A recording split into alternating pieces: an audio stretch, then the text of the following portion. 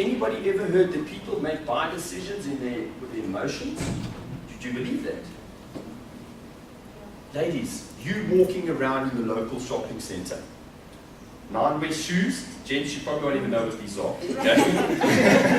You're walking in the local shopping center and you hear over the loudspeaker, 9 West shoes for sale at 160 Rand. You don't need them.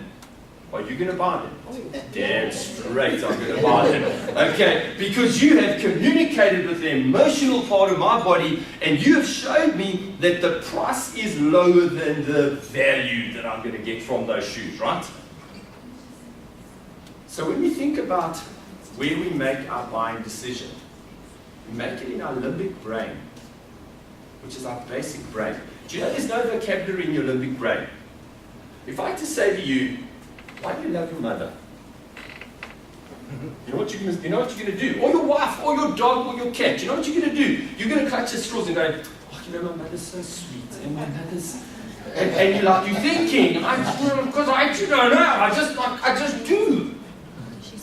But the reality is, yes, you do just do. It's situated in a part of your brain, your emotions are situated in a part of your brain called your limbic brain, where there is no emotion. That's where the emotion lies, but there's no vocabulary. So you don't have vocabulary to say this is why. But that's interesting because that's where we make our buying decisions. That's where your team makes the decision. Am I going to follow this leader because of their ability? Because I see their example? That's where your team makes the decision that they will follow you, not obey you. Obey you is done in a very different part of the brain, but follow you voluntarily from an emotive perspective that, you know what, I admire that leader, I look up to that leader, I think that leader is exemplary. That's in the limbic brain. That's the same place where your customers make a buying decision. There's no vocabulary. It's all emotion. So think about it. Hi, man. Here's a camera. Do you want a camera? No. How about I go up and I say, man, I have a machine that can take your memories and it can store them and it can keep them so that one day you can have your grandchildren and you can take your grandchildren and you can show them how you've lived, what you're... Whoa, I want one of those. Do you see the difference? But now where does the emotive language come from? It doesn't come from the functionality of your product. The most emotive language comes from what your product really does. When I buy a home, no, man, it's bricks and mortar, man. No. What I'm buying is I'm buying a place of safety. I'm buying a sanctuary. I'm buying a place of wonderful opportunity to invest time with my family. Can you hear emotive language in the second way? And can you hear, here's a house. Would you like to buy this house? It doesn't work for me. But if I paint an emotive picture, I speak to your limbic brain, which doesn't know why. You ask somebody when they make the buying decision, why did you buy that house? It just felt right. I just liked it. You heard that? Why did you buy that car? I don't know. Yes, it just looked and felt right. Why did they buy your product? You know what? I don't care how technical it is. I don't care how big it is. I don't care how amazing it is. Do you know when they make that final buying decision?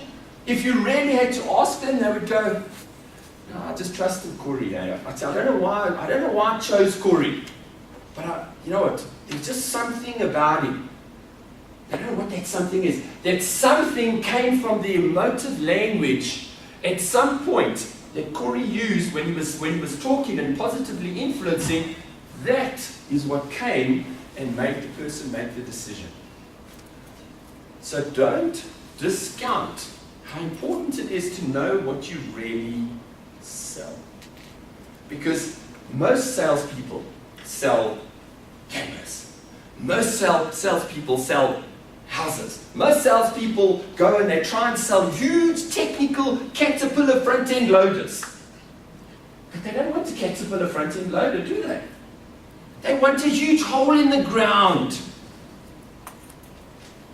Do you see the subtle but crucial difference in understanding what you actually sell? So have you ever given it a moment's thought about what you sell? You don't sell what is obvious. You sell an emotional connection to a need.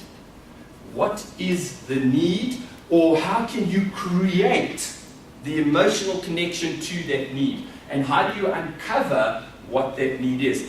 Only by taking a couple of steps back, a couple of crucial steps back, and saying, what do I sell? Do you know that I don't sell sales training? I know. I sell increased profitability. I sell greater productivity from your sales team. Can you see how I can create emotive language around it? What is sales, or should I rather say, I go and speak to a CEO. What does he want? More money, less costs, greater efficiency. So what do I sell? 3 of those. And I can talk to him in an emotive way to show him exactly, at the end of the day, I provide sales training. But what do I need to do to convince the person that the value, i.e. the sales training I offer, is what they need? I need to understand what is important to me, because there's a language. In fact, there's a radio station. Anybody heard of it? WIIFM. Anyone ever heard of that? You know, every time you shop, you tune into this station, guys, ladies.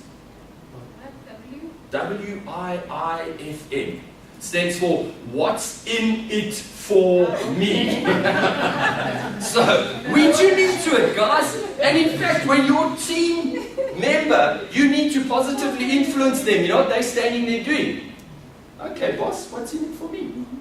Do you understand? Do you see what I'm saying? These principles apply to salespeople, and they apply to your people, your team members, exactly the same. Imagine when you speak to one of your team members and you can explain. I mean, I remember when I was a kid, man, my mother would say to me, don't put your finger in the plug. Ha! Do you know what I did, eh? I put my finger in the plug. You can't tell me not to. But if you say to me, please, don't put your finger in the plug, because he's a naughty little man in there, he's going to bite you, okay? Now you've given me a reason. Now I know what's in it for me. It is correct. Same thing with your team members. What are you saying to your team members to inspire them? Listen, take that report and just go and get it done. Now, you've got half an hour.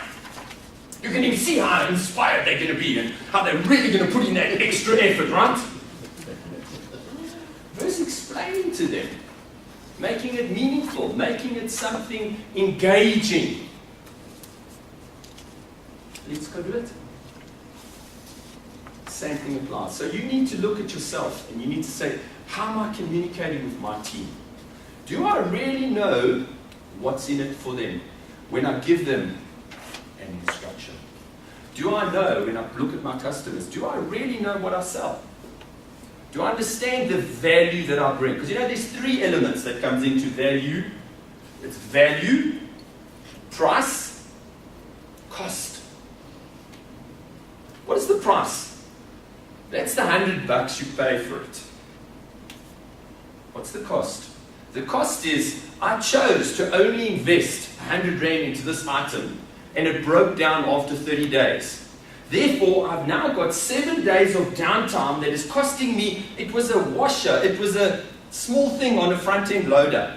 This front-end loader cost me 80,000 Rand a day when it's standing, right? So 7 days, I spent $100, so the price was $100.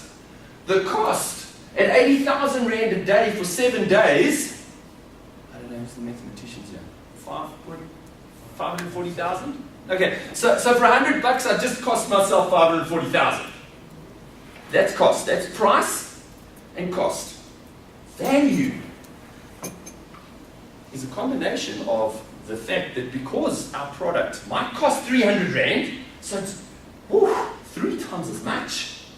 But it's not going to break, so you're not going to spend 540,000 Rand in downtime. But also, it comes back to the value that you add.